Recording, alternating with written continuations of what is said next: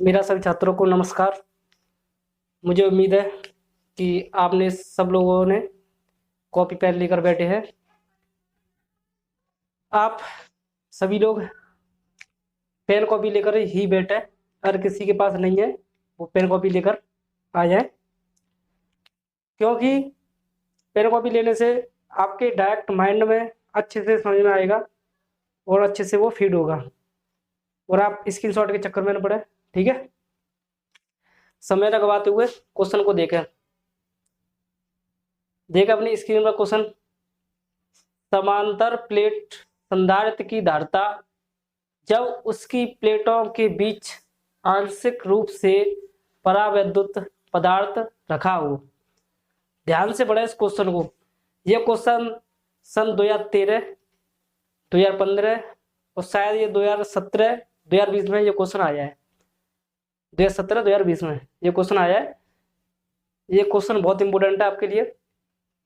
यहाँ पर ध्यान रखना है कि जो प्लेट है उन दोनों के बीच में क्या रखा है, आंशिक रूप से, यानी फुल भरा नहीं है, आंशिक रूप से यानी कम मात्रा में परावैद्युत पदार्थ भरा है, डाइलेक्ट्रिक। ठीक है, तो आप इस चित्र को भी देखें।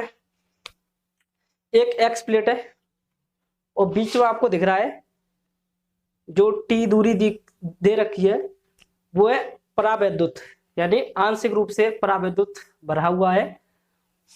और दूसरी प्लेट है बाई, जिसका सिरा बाई यानी जो पृथ्वी से जुड़ा हुआ है, और डी उसके बीच की दूरी है। जो पूरी दूरी है डी, उसके बीच की दूरी है पूरी डी, और जो आंशिक रूप से भरा हुआ है पदार्थ उसमें, उसके बीच की दूरी है टी। ठीक है, तो आप इसके लिए लिख सकते हैं, इसकी डेफिनेशन बना सकते हैं। पहले खुद सोचें कि ये कैसे बनेगी, थोड़ा टाइम।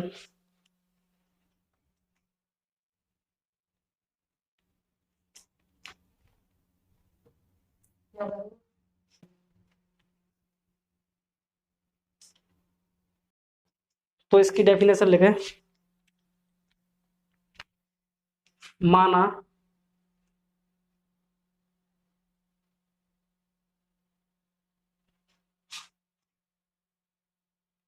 कोई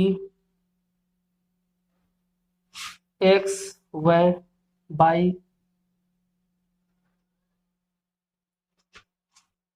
संधारित्र, समांतर संधारित्र, समांतर संधारित्र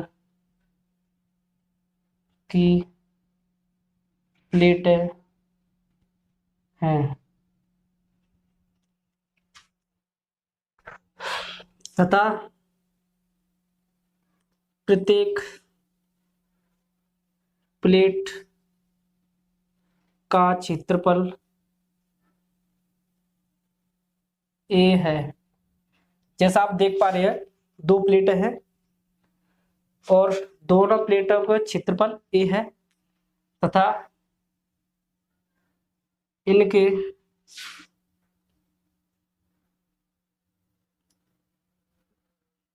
बीच की दूरी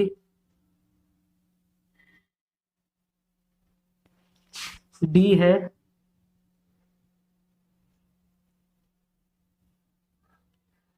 और दोनों प्लेटों के बीच, दोनों प्लेटों के बीच आंशिक रूप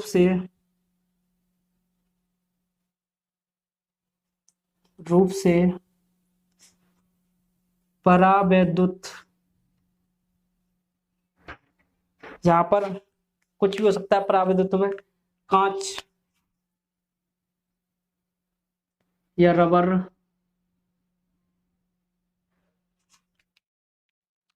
परावैद्युत हमने माना कि भरा हुआ है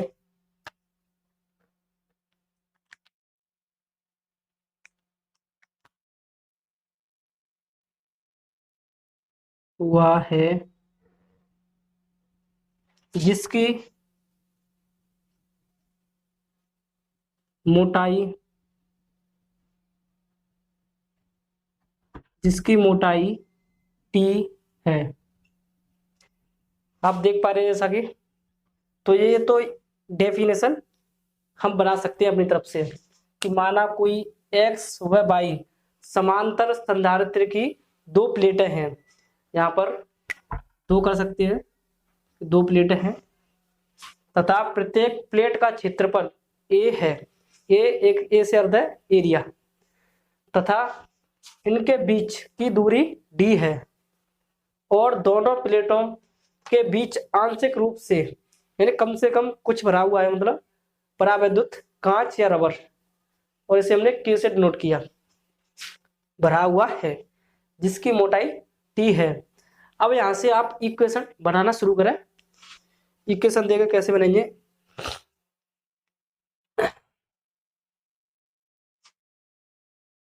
यहां पर दिख रहा है आपको, ठीक है। तो माना वैद्युत क्षेत्र की तीव्रता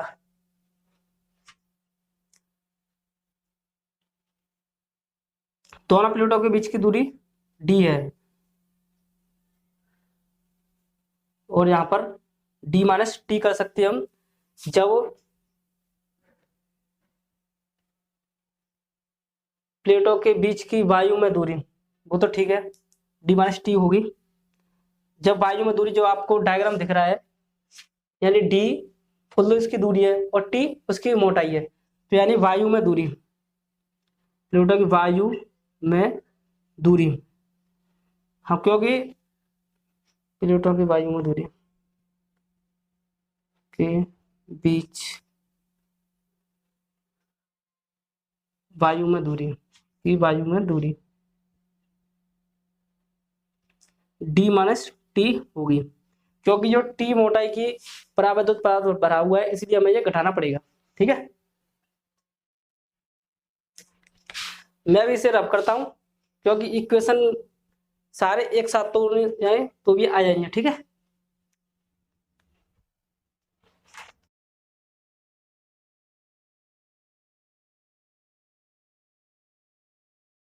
तो देखें, अतः थोड़ा ऊपर से, अतः प्लेटों के बीच वायु में वैद्युत क्षेत्र की तीव्रता,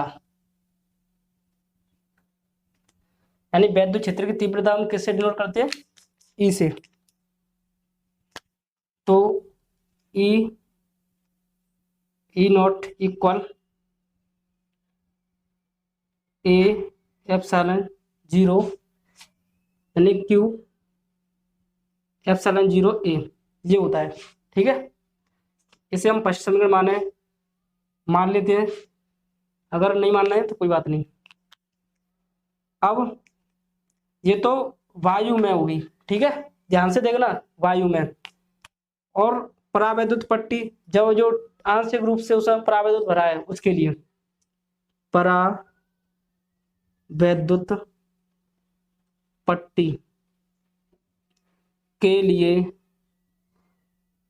वैद्युत क्षेत्र की तीव्रता, ठीक है, इसे हम लिखेंगे E equal Q upon epsilon zero A, ठीक है, ये क्यू है, ए ना समझे, क्यू। अब इन दोनों के बीच विभवांतर भी होगा, यही बात पक्की है। अतः आप यहां पर लिख सकते हैं कि वायु के लिए अलग होगा, उसके मान लिख लेते हैं हम पहले।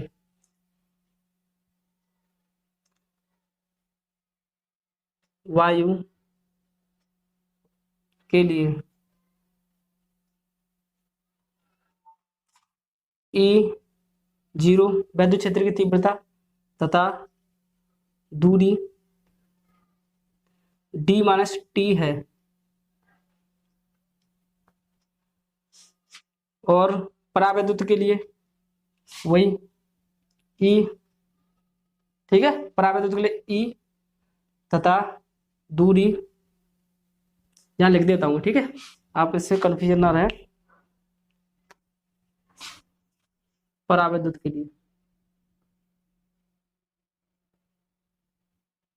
लिए ई तथा दूरी टी है, ठीक है, कतई सिंपल है, टेंशन मत लो इस चीज की। अब आप तथा विभवांतर तथा प्लेटों के बीच उत्पन्न विभवांतर V है, विभवांतर V है, तो देखें V equal E not D minus T plus E into T. ये हमने क्यों लिया हमने ये, क्योंकि ध्यान रखना, क्योंकि ये कहाँ से आई ये चीज, E इंटू डी। देखो V बराबर E इंटू डी, ये सूत्र होता है इस तरीके से, D अर्थात दूरी, डिस्टेंस है, E है यहाँ पर वैद्युत क्षेत्र की तीव्रता, ठीक है, और V विभवांतर, ठीक है। तो आप इस चीज को जो हमने यहाँ पर मान लिए हैं, इन्हें आप इसमें पुट कर सकते हैं, इसको इसमें रख सकते हैं, करो पुट इस चीज को, अपना साथ ही साथ पेन चलाते रहें, करो। इक्वल ई नॉट का मान क्या है, क्यू अपन एप्सिलॉन 0 ए, ठीक है, और डी माइनस टी प्लस ई का मान क्या है, क्यू अपन एप्सिलॉन 0, अच्छे से लिखूंगा मैं, आपको समझ में, क्यू एप्सिलॉन 0 ए इंटू, ये इंटू होता है इसमें, और टी, इसमें दूरी है जो टी है। देखें यहाँ पर जो ई 0 का मान है क्या है, क्यू अपन एप्सिलॉन 0 ए, ठीक है, और डी माइनस टी इसकी दूरी है, कहाँ से आई है ये दूरी, क्या है इसके, डी माइनस टी, ठीक है, यानी ई इंटू डी और ई इंटू डी, वही है सूत्र, केवल क्या है इसमें V1 है और ये V2 है, दो है ना, तो दोनों को हमने यानी जो परिणामी विभवांतर होता है वो दोनों डायरेक्ट जोड़ के हम यहाँ पर लिख दिया है, कुछ भी नहीं है इसमें। परावैद्युत के लिए E यानी वैद्युत क्षेत्र की तीव्रता E तथा दूरी T है, ठीक है, यहाँ पर T आपको यहाँ तक विजिबल है, इसे एक स्टेप और बढ़ा देता हूँ मैं यहाँ पर, चलो यहाँ पर बढ़ा देता हूँ, देखो क्यू अपन एप्सिलॉन 0 ए और क्यू अपन एप्सिलॉन 0 ए, इन दोनों में ये कॉमन है, इन दोनों में ये कॉमन है। जब परावैद्युतांक के है, यहाँ पर जब परावैद्युत पट्टी के लिए के, परावैद्युतांक पट्टी के लिए क्या मानते हैं, के नेतांक, तो यहाँ पर आपको मेंशन करना पड़ेगा के, ठीक है, तो यहाँ पर भी क्या करना पड़ेगा आपको, के, ये विशेष रूप से ध्यान दें, क्योंकि यहाँ पर तो पता ही नहीं चल रहा है कि ये वायु के लिए है और ये परावैद्युत के लिए, तो यहाँ पर के आपने मेंशन किया, ठीक है, तो के यहाँ पर इसमें क्या कॉमन है, Q अपॉन एप्सिलॉन 0 ए और यहाँ पर क्या है, Q अपॉन एप्सिलॉन 0 ए, इस दोनों में ये कॉमन है, तो आप इन दोनों को, ये कॉमन है उसको बाहर निकाल लें और जो बच जाएगा उसे रख दें, ठीक है, Q upon epsilon 0 A T minus T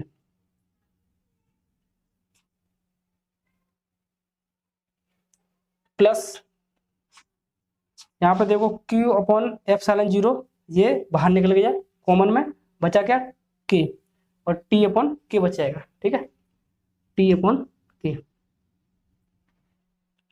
अब इसमें रखें संधारित्र की धारिता का सूत्र, संधारित्र की धारिता की धारिता C बराबर क्या होता है, Q upon V, Q upon V, ये इसका सूत्र है। तो Q का मान तो आपको पता नहीं है, लेकिन V का मान तो पता है, V equal Q upon epsilon 0A। तो इसे यहां पर रखें, Q अपॉन V का मान क्या है, Q upon epsilon, Q upon epsilon A। जो एप्सिलॉन A है ये ऊपर पहुंच जाएगा, ये नियम होता है, मैं उसको किसी वीडियो में बताऊंगा। जो अपॉन, जैसे अपॉन का अपॉन में होता है, देखो यहाँ पर देख लें एक बार, A अपॉन B, इस तरीके से ये। तो जो B है, यहाँ पर मल्टीप्लाई में पहुंच जाएगी, A upon A into B, इस तरीके से आ जाएगी। तो यहाँ पर जो एप्सिलॉन A है, मैं यहाँ की बजाय यहाँ पर लिख देता हूँ इसे एप्सिलॉन A, ठीक है। और D minus T plus T upon K, इसमें देखो कैंसिल आउट क्या हो रहा है, Q से Q कैंसिल, और एप्सिलॉन A यानी epsilon 0A upon D minus T plus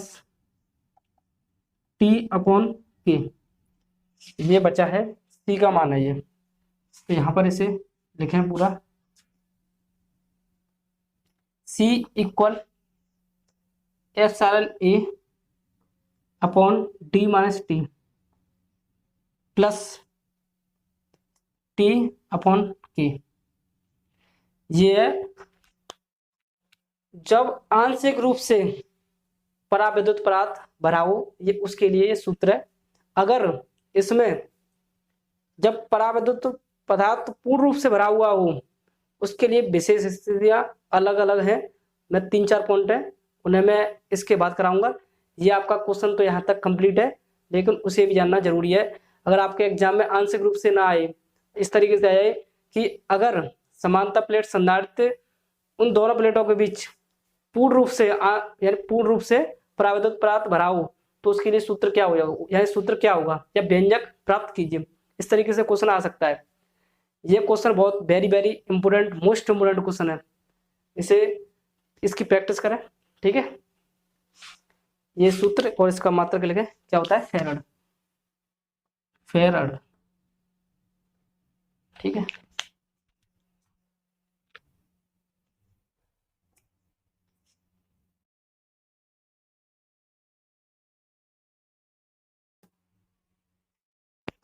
तो देखा विशेष स्थिति देखा क्या है,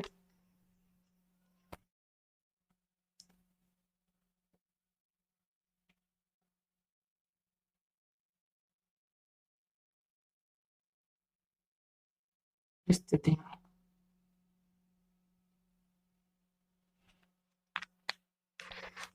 अभी आपने देखा जब आंशिक रूप से, देखो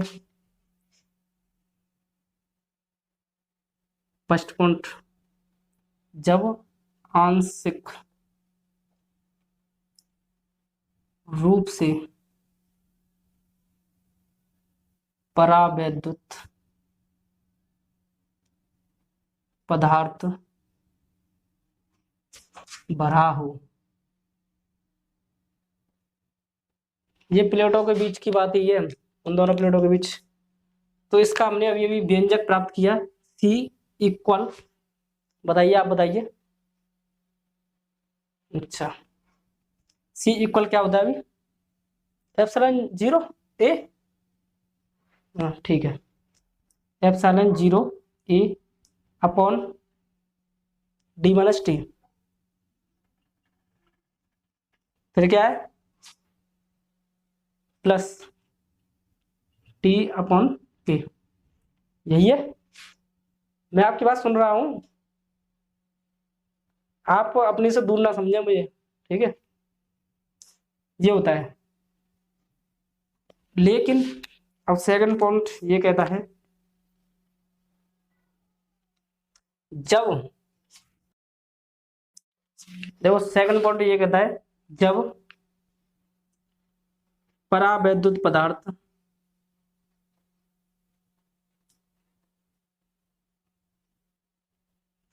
पूर्ण रूप से भरा हो, पूर्ण रूप से भरा हो, इसका अर्थ क्या है? तो टी बराबर डी, इसका अर्थ यही तो होगा, टी बराबर डी। टी यहाँ पर क्या था? जो परावैद्युत पदार्थ है उसकी मोटाई थी, तो यहाँ पर टी बराबर डी, क्योंकि ये दोनों तो इक्वल हो जाएंगे, उसी के बराबर बनाए।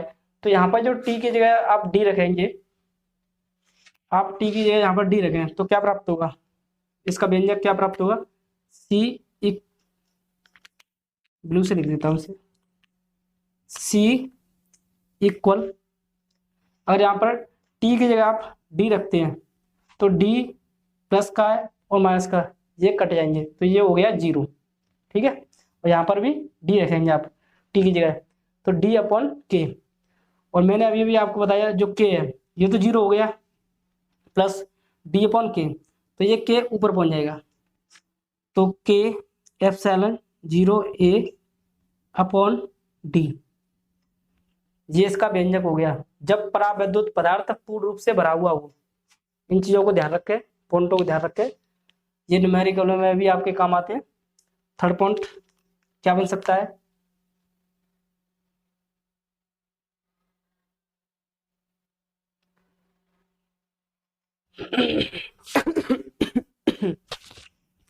जब पूरे स्थान में, यानी जो प्लेटों के बीच की दूरी है, जो प्लेटों के बीच की दूरी है निर्वात में हो, प्लेटों के बीच की दूरी निर्वात में,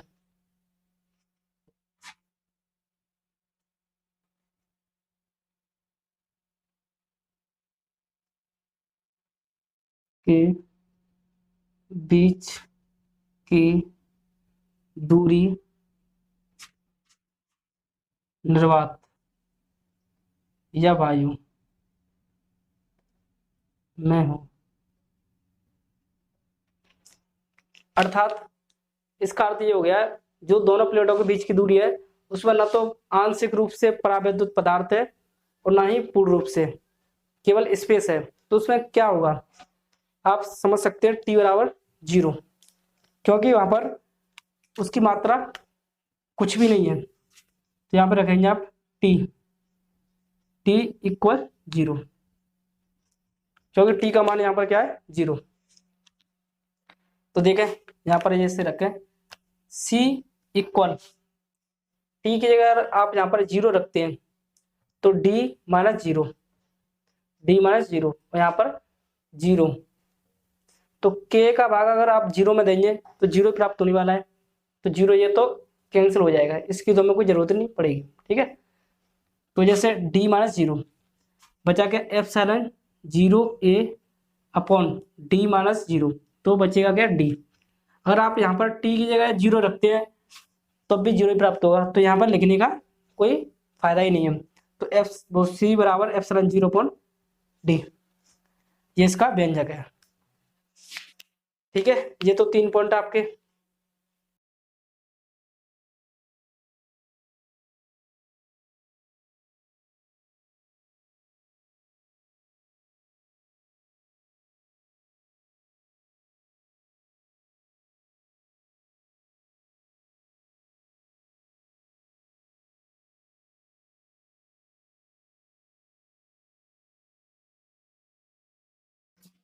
दूसरा क्वेश्चन देखें, अपनी स्क्रीन पर पढ़े, आवेशित संधारित्र की स्थिति ऊर्जा, ये आपका क्वेश्चन है। ये क्वेश्चन और जो आंशिक रूप से, ये दोनों क्वेश्चन बहुत ही इंपोर्टेंट है आपके लिए एग्जाम की दृष्टि से। ठीक है, तो आप अपना इसमें डायग्राम देखें किस तरीके से बन रहा है, देखिए जो बाई यानी कि एक इस तरीके से बन रहा है अक्ष, और एक एक्स अक्ष मान लेते हैं हम इसे एक्स अक्ष इस तरीके से बनना है और एक बनना है वाई अक्ष इस तरीके से, ठीक है। तो ओ, जो ओ बिंदु है और यहाँ पर है बी बिंदु और वहां पर है ए बिंदु, एक ये त्रिभुज बनाया गया है। ये कौन सा त्रिभुज है? समकोण त्रिभुज ओ बी ए, त्रिभुज ओ बी ए। इन दोनों के बीच की दूरी क्या है? ओ से बी तक की दूरी क्या है? क्यू। और बी से ए तक की दूरी क्या है?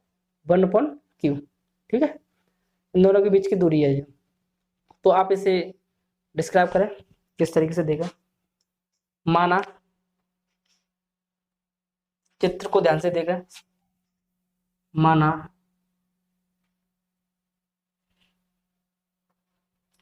किसी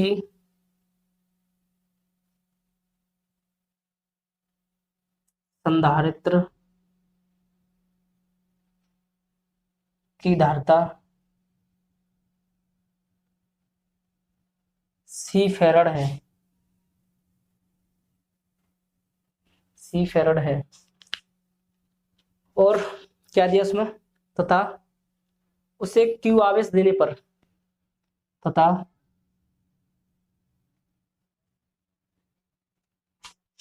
क्यू आवेश देने पर, अभी इसमें इंक डाल लेता हूँ मैं, कम चल रहा है मार्कर।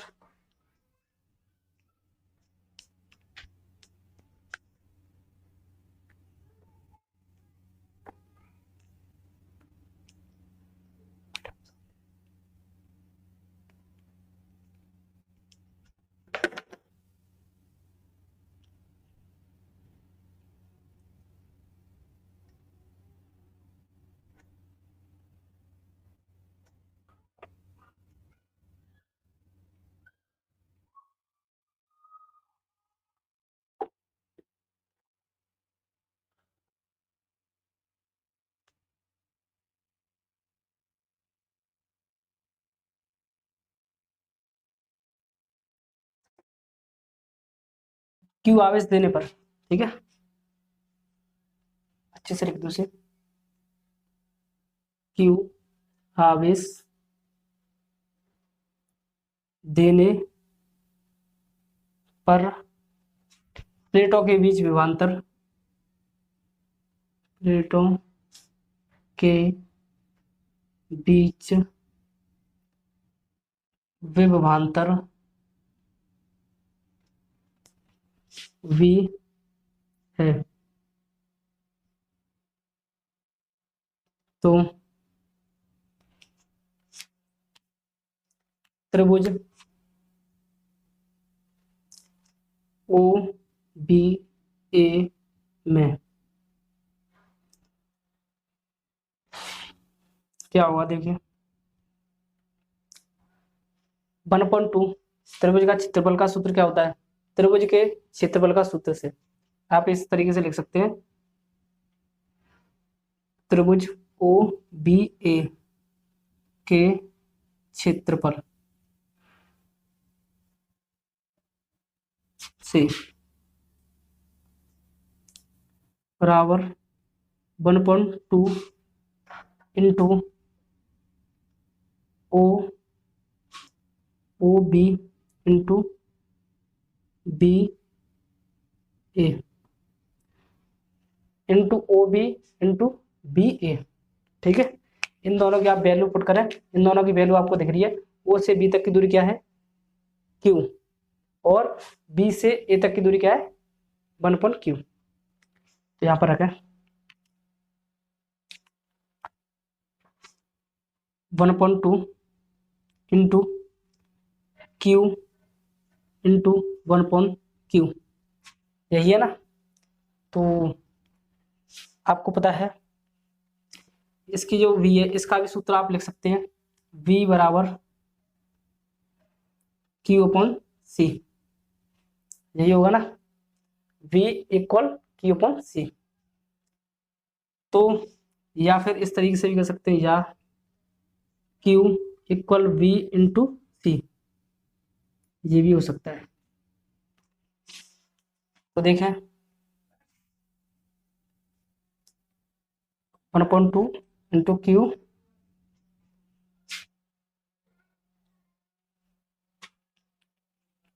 देखें ये कहीं गलत दिख रहा है मुझे, मेरे को भी कुछ गलत हुआ है इसमें।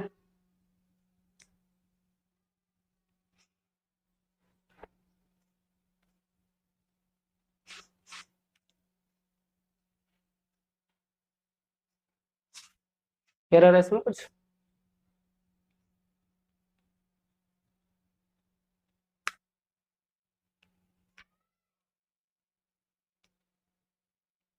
अच्छा यहाँ पर एरर है ये, ठीक है। Q/C है वो, Q/C है यहाँ पर, उसका मान ये गलत है, यानी कि B/A। मैंने वो गलत पढ़ लिया है, उसका मान है यानी कि Q/C, ठीक है। इसका मान है Q/C और इसका मान है Q, ठीक है। यहाँ पर गलत हो गया, यहाँ पर Q/C, ठीक है। तो देखा Q इंटू क्यू, तो Q²/C, 1/2 Q²/C। तो आप Q की वैल्यू यहां से रख सकते हैं, Q बराबर V/C इक्वल, तो V/C का स्क्वायर/2C। तो देखें यहाँ पर V का स्क्वायर इंटू C का स्क्वायर अपॉन 2C। तो देखिए कैंसिल क्या हो रहा है यहाँ पर, C से C कैंसिल हो रहा है, ठीक है। तो क्या बचा, C V का स्क्वायर 1/2। अब ये क्या है, U, यानी स्थितिज ऊर्जा का सूत्र क्या होता है, U बराबर 1/2 CV²। तो मैं ये पता चल गया है कि U इक्वल, अच्छे से लिखें, U इक्वल 1/2 CV² जूल। ये आपका सिद्ध हो चुका है, ठीक है। इस तरीके से आप लिखें पेपर में, नंबर आपका नहीं कटेगा एक भी, है फुल मार्क्स मिलेंगे इसमें, ठीक है।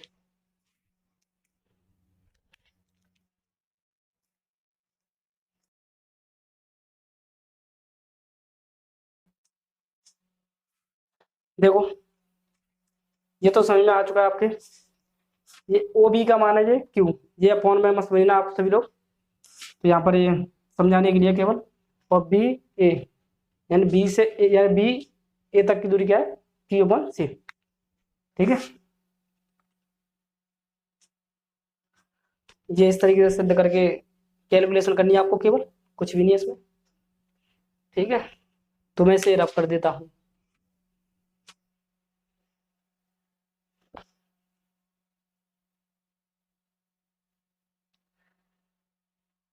हम पढ़ाई पढ़ाई पढ़ाई पढ़ाई करते रहें, क्योंकि पढ़ाई के अलावा आपका साथी और कोई नहीं हो सकता है, और ये कभी धोखा भी नहीं देता है। पढ़ाई कभी, जो किताबें होती है वो कभी धोखा नहीं देती हैं, लेकिन आपके सगे संबंधी तक धोखा दे जाते हैं कभी कभी। ये तो लाइफ है। देखो सारे यहाँ पर धोखे खाए बैठे हैं, देखो। अच्छा, क्या कह रहे हो, अच्छा अच्छा, सभी सभी दिल जले हैं। पढ़ाई पर ध्यान दो भाई, पढ़ाई पर ध्यान दे दो, ये कभी धोखा नहीं देती है पढ़ाई, आपके हमेशा जीवन भर ये साथ रहने वाली है, वो साथ नहीं रहेगी, पढ़ाई साथ रहेगी आपके।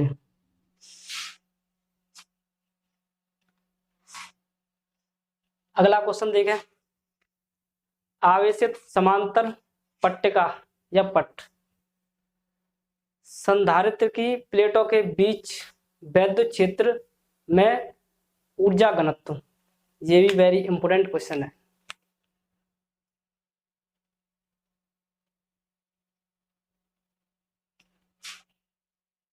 तो देखें ये बहुत इंपॉर्टेंट क्वेश्चन है, इसे ध्यान से देखें। हमें प्राप्त करके लेके आना है। आपके पेपर में ये सूत्र भी दे सकता है कि इस तरीके से U equal U upon A D equal इस तरीके से दिया रखा होगा 1.2 एप्सिलॉन 0 ई का स्क्वायर और दे रखा होगा जूल प्रति मीटर क्यूब को सिद्ध कीजिए। जूल प्रति मीटर क्यूब को सिद्ध कीजिए। या तो यहां तक दे रखा हुआ, यहां तक ये वाला स्टेप, या फिर इससे ये वाला स्टेप दे रखा होगा 1.2 epsilon 0 into E square joule प्रति मीटर क्यूब। ये आपके पेपर में दे रखा हुआ, तो आपको ये सिद्ध करना है, यानी ये प्राप्त करके लेके आना है।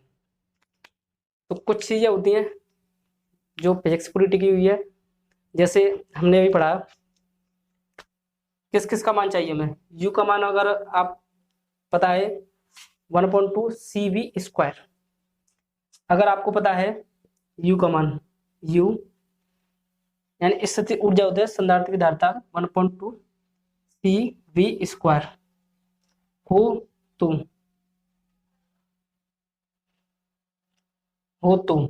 अगर आपको अब सी का मान चाहिए, संधारित्र की धारिता, संधारित्र की धारिता C बराबर epsilon 0 A, epsilon 0 A upon D. ये मैंने अभी भी लिखाया है। इसका अर्थ क्या है, जब दोनों प्लेटों के बीच में कोई भी पराविद्युत पदार्थ भरा हुआ ना हो, यानी खाली वायु से हो, ठीक है, एप्सिलॉन 0 A अपॉन डी। ये तो यहाँ पर इसकी वैल्यू पुट करें, एक और लिख लें यहाँ पर सूत्र, जब विद्युत क्षेत्र की तीव्रता, विद्युत क्षेत्र की तीव्रता E बराबर क्या होता है V अपॉन डी। इसे ही हम अथवा में लिख सकते हैं, अथवा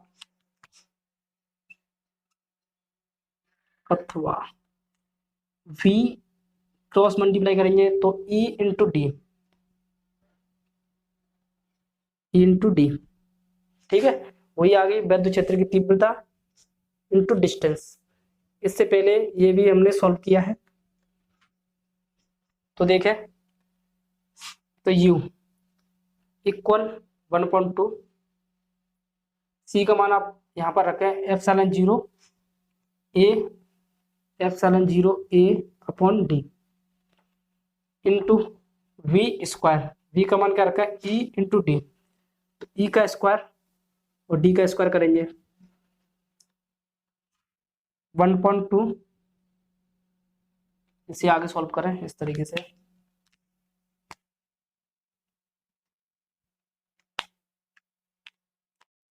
एप्सिलॉन 0 A अपॉन डी, ये तो यही रहने वाला है, इंटू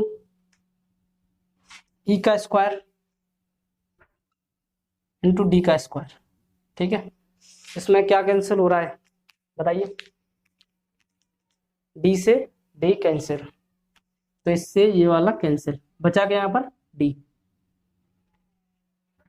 तो देखें 1.2, इसकी देखो फॉर्म बन रही है ये वाली 1.2 एप्सिलॉन 0 इंटू ई का स्क्वायर, ये बन रही है फॉर्म इसकी, तो इसे इस तरीके से बनाए 1.2 इंटू एप्सिलॉन 0 ई का स्क्वायर, एप्सिलॉन 0 ई का स्क्वायर, इसे बनाते दोनों, और बचा क्या ए यहाँ पर बचा और ए डी यहाँ पर बचा, तो ए इंटू डी, ये दोनों मैंने एक साथ लिख दिए, ठीक है। यू। अब देखो, ये आपको यू का मान प्राप्त हो चुका है, तो आप इसकी वैल्यू यहाँ पर भी पुट कर सकते हैं। यू ये ऊर्जा घनत्व, मैं यहाँ पर लिख देता हूँ, ऊर्जा घनत्व, एनर्जी डेंसिटी, यू यानी small you equal capital you upon A into D.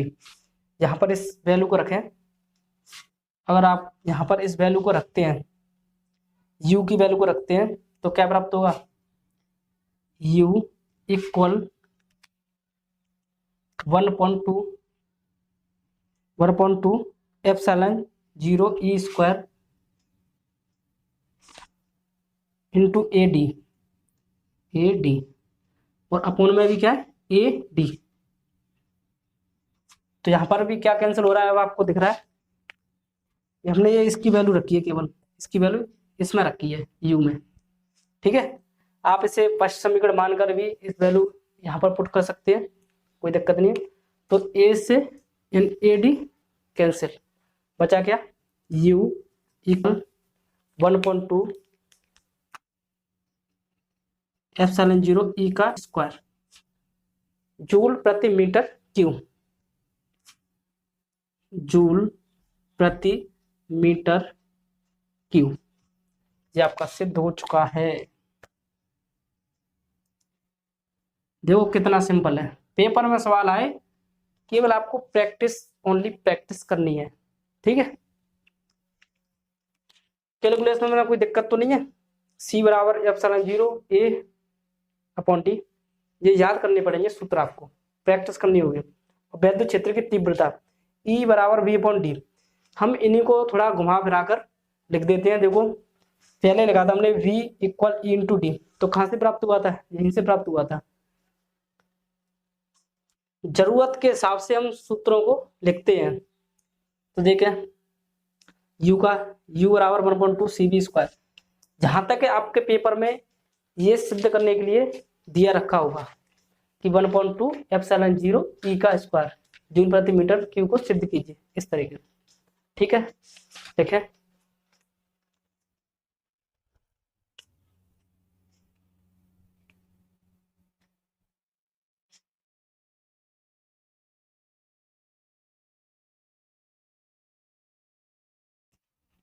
मुझे उम्मीद है कि आप सभी लोगों को ये समझ में आ गया होगा। मैं आपकी दुविधा को समझ सकता हूँ। कुछ बच्चे बता रहे हैं कि हमें किस किस चीज़ में प्रॉब्लम हो रही है, कि पेपर हमारे नहीं हो रहे हैं, बोर्ड एग्जाम नहीं आ रहे हैं, सरकार क्या कर रही है, सरकार करा नहीं रही है। तो देखो ये दुविधा छोड़ दें, आपके जब पेपर होंगे तब हो जाएंगे, लेकिन अपनी तैयारी को फुल रखें, क्योंकि आपका जो ज्ञान है, जो एजुकेशन है, कभी व्यर्थ नहीं आती है। अगर आप ये सोचें कि हमें सरकार प्रमोट कर देगी, तो प्रमोट तो कर देगी, तो आपका पढ़ने का क्या फ़ायदा रह गया। तो इसलिए अपनी तैयारी रखें, पेपर जब होगा तब होता रहेगा, और आपको जल्दी ही सूचना मिल जाएगी जब नोटिफिकेशन ऑफिशियल वेबसाइट पे उत्तर प्रदेश सरकार की पे आ जाएगा आपके पेपरों को लेकर, तो हम आपको जल्दी ही सूचना देंगे। कतई टेंशन मत लो, आपकी सेवा में हम तत्पर रहें। ठीक है, नमस्कार।